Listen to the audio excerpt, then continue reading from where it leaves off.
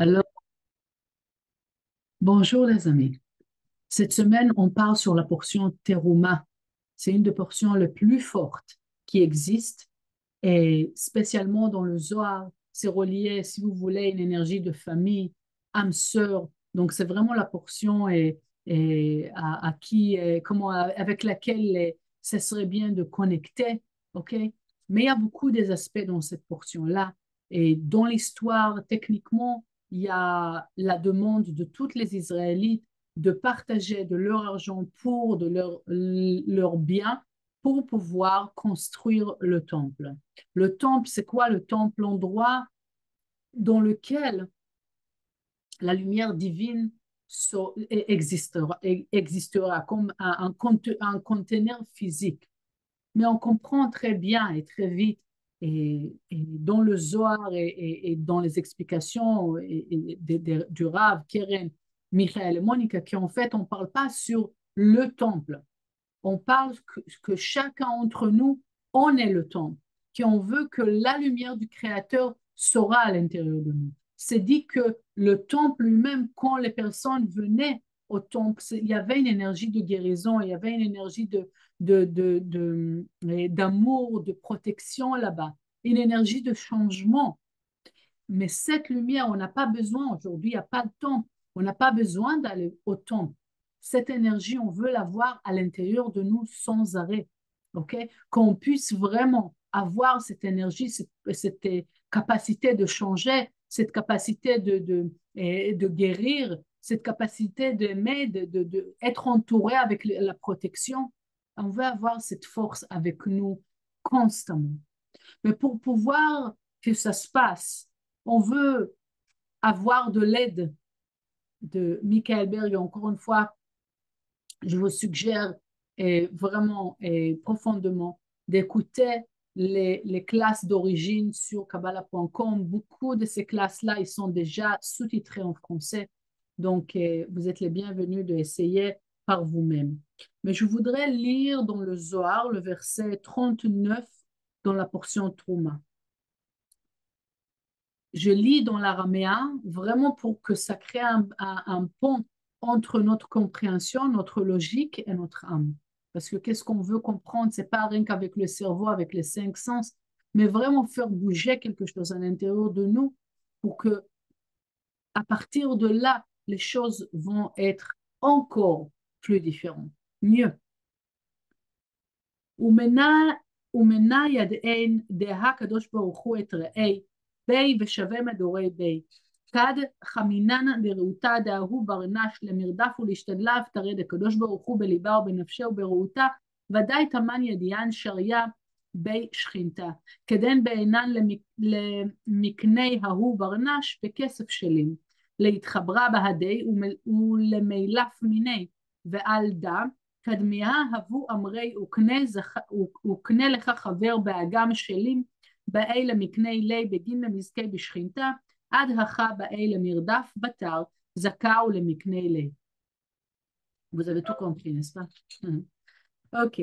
Donc, les explications que Michael vraiment nous permet de vraiment voir qu'est-ce qu'on reçoit, quel cadeau on reçoit dans cette semaine, en utilisant le Zohar pendant cette semaine, en faisant un travail spirituel sur nous-mêmes cette semaine et au final, écouter la lecture de la Torah le Shabbat. On parle sur le désir. Chacun y donne quelque chose, d'accord, pour le temps. Mais donner quelque chose, ça veut dire quoi? Si je veux peu, je donne peu. Si je veux beaucoup, je donne beaucoup. C'est l'équilibre de ce monde, l'équilibre spirituel, l'équilibre physique. Donc, quand il parle ici, c'est qu'est-ce que le Zohar écrit, vous pouvez lire dans la partie anglaise. Quand le Zohar, et si Dieu veut, bientôt, avec l'aide de tout le monde, on pourra aussi lire dans le français, j'espère, bientôt. Et alors, oui, quand le Zohar écrit ici, le cadeau de son cœur, par rapport à qu'est-ce que son cœur il dit, c'est quoi le cœur? Qu'est-ce que ça représente le cœur? Pourquoi il est rouge le cœur? Parce qu'on parle sur le désir.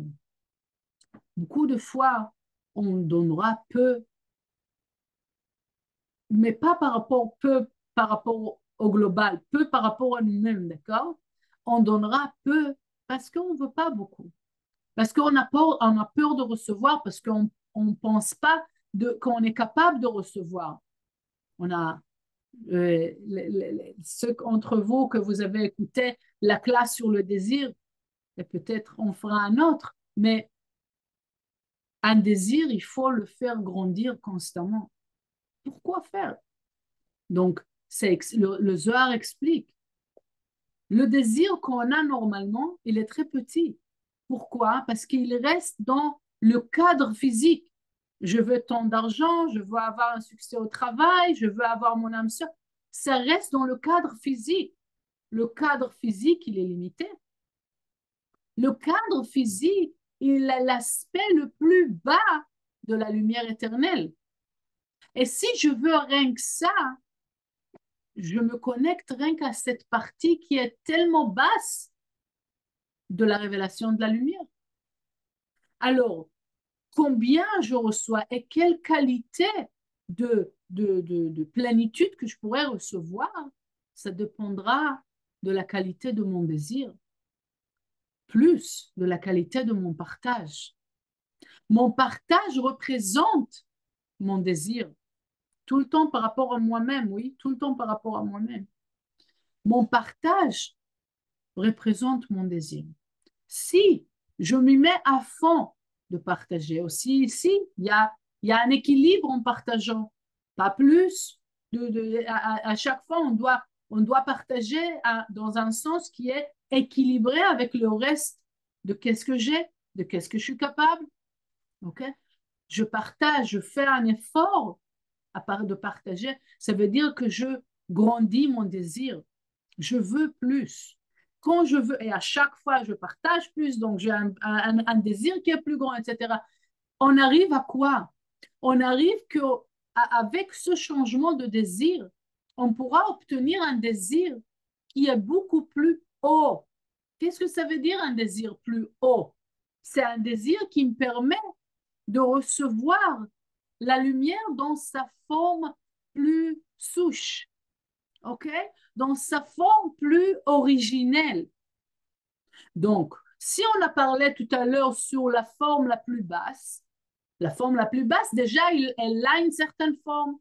Tant d'argent, c'est une personne, un travail, une maison, une voiture, c'est déjà une forme, c'est déjà fragmenté.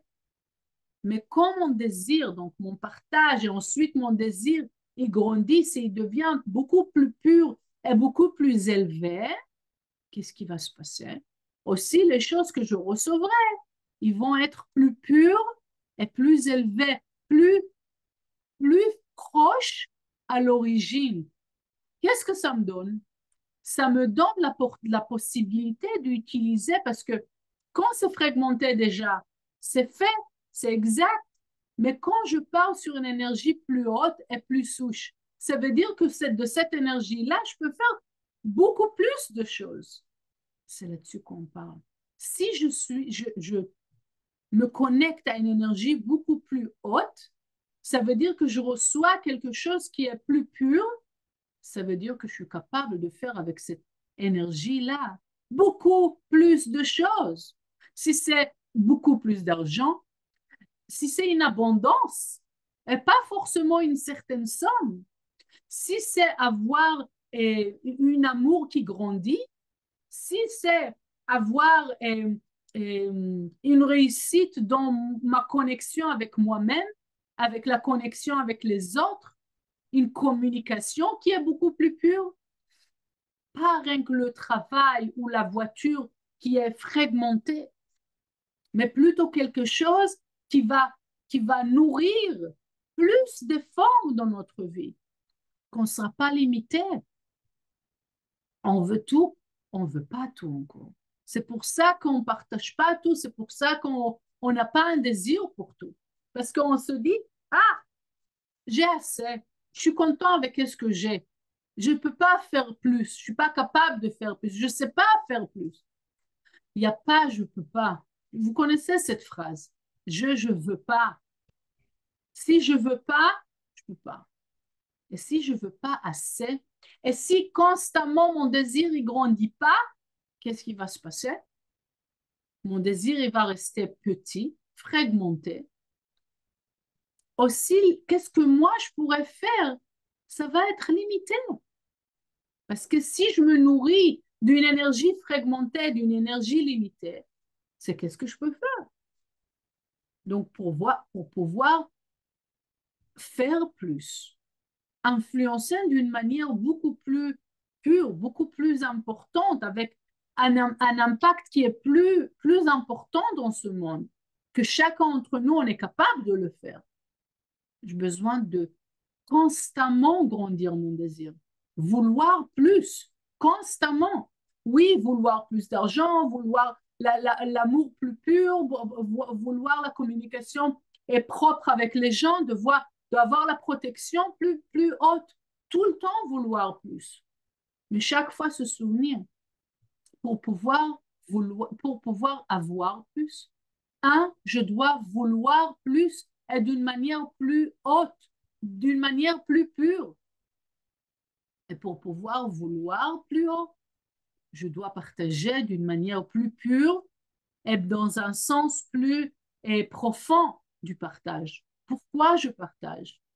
Pourquoi je veux donner quelque chose de moi-même?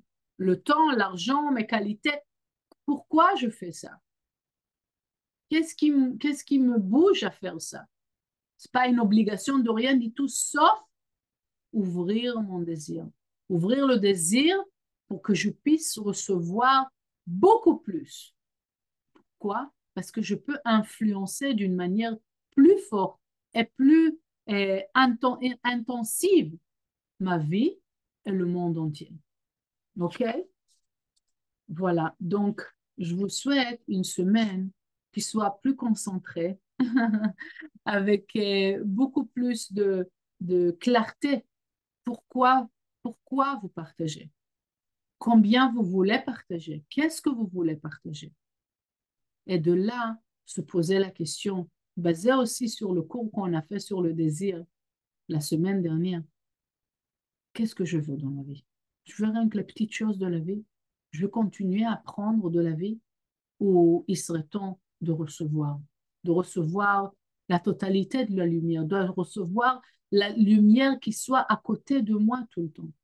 Et de là, je pourrais vraiment influencer ma vie, être content, être joyeux, avoir cette plénitude éternelle et pouvoir impacter aussi, avoir un impact important sur mon entourage, sur le monde.